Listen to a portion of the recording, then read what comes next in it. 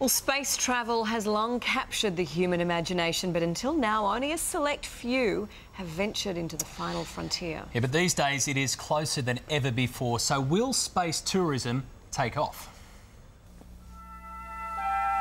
Space, the final frontier. Ever since we knew the world was round, mankind has dreamed of what lies beyond this planet. In 1961, it became a reality as Russian Yuri Gagarin became the first man in space. Then, that same decade, Neil Armstrong and Buzz Aldrin walked on the moon. It's one small step for man, one giant leap for mankind. We saw the space shuttles come and go, and the world worked together for an international space station. Then, Richard Branson announced his Virgin Galactic would soon take passengers to the edge of our atmosphere. Now, the next step. A company called SpaceX has announced it will partner with NASA to send the first private spacecraft to the International Space Station. It will be unmanned, but they plan to eventually take paying tourists. So while space travel was once reserved for astronauts and science fiction, Well, I'd forgotten how much I hate space travel.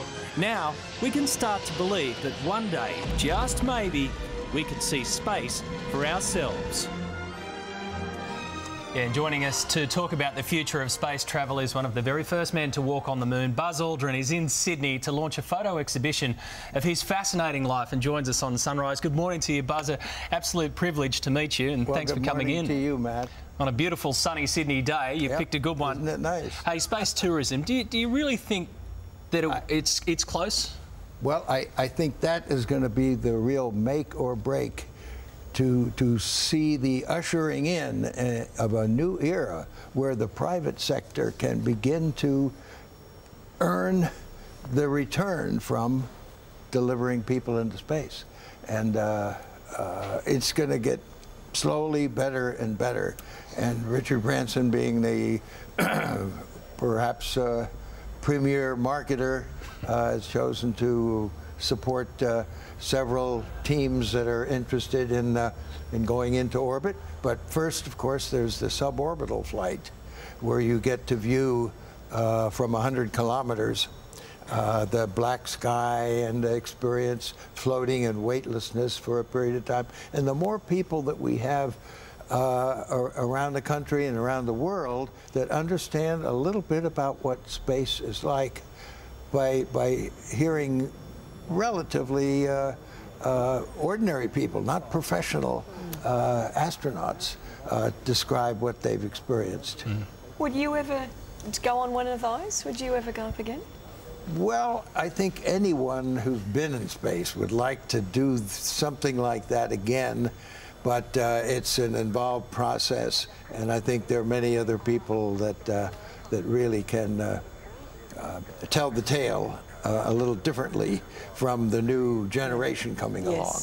When you were on the moon, Buzz, and when you were up there, did you, I can imagine you were incredibly busy at the time, but did you actually stop and think one of these days other people outside of astronauts, outside of me and NASA, and will be able to come up here? Well, it's a wonderful thought to have in the back of your mind. It's not one that was forefront when we were thinking about what we were doing, being the first two to be able to actually make a landing on another body in space. What a magnificent achievement! And yet it was a desolate view that we saw.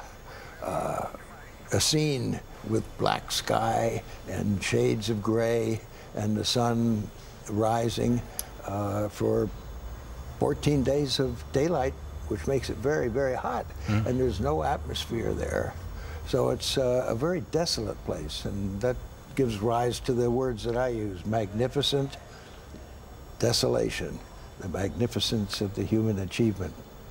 There is something still so magical about it, isn't it, for all of us? So it's a dream for many. Gee, it's lovely to talk to you. Thank you. I hope you enjoy your time here in Sydney, and I'm glad the rain has stopped for you. Well, I'm glad the Eubank people asked me to come and help their campaign for since today, remembering moments that have given rise to change and inspiring young people to give a thought to their ways that they can make changes in their life and contribute to their improvement and the betterment of those around them and the world in general. And that photo exhibition will certainly trigger a lot of that. So welcome to Australia again. Thanks for coming in, and we could talk all morning, no doubt about it. It's good to see you. Well, thank you very much. It's really